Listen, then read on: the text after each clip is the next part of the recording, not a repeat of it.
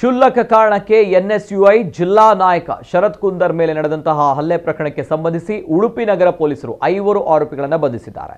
ಬಂಧಿತ ಆರೋಪಿಗಳನ್ನು ಕುಂಜಿಬೆಟ್ಟು ನಿವಾಸಿ 27 ವರ್ಷದ ಅಕ್ಷತ್ ಪೈ, 25 ವರ್ಷದ ಸುಶಾಂತ್, 42 ವರ್ಷದ ರಮನಂದ ಪೈ, 38 ವರ್ಷದ ಸಂತೋಷ್ ಕೊರಗ, 25 ವರ್ಷದ ಅಲೆವೂರು ನಿವಾಸಿ ಶಶಾಂಕ್ ನಾಯ್ಕ್ ಎಂದು ಗುರುತಿಸಲಾಗಿದೆ.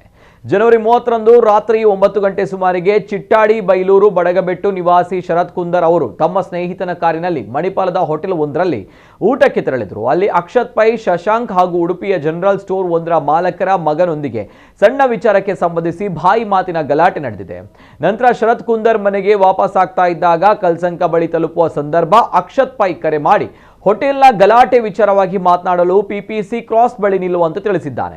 ಶರತ್ ಕುಂದರ್ ಬಂದಾಗ ವಾಹನಗಳಿಂದ ಇಳಿದ ಅಕ್ಷತ್ ಪೈ, ಶಶಾಂಕ್ ಸೇರಿ 6-7 ಮಂದಿ ಕೈಯಲ್ಲಿ ತಲವಾರಿನಂತಹ ಆಯುಧ ಹಾಗೂ ಕಬ್ಬಿಣದ ಚೈನ್ ಹಿಡಿದು ಶರತ್ ಕುಂದರ್ ಮೇಲೆ ಹಲ್ಲೆ ನಡೆಸಿ ಜೀವ ಬೆದರಿಕೆ ಹಾಕಿ ಸ್ಥಳದಿಂದ ಪರಾರಿಯಾಗಿದ್ರು.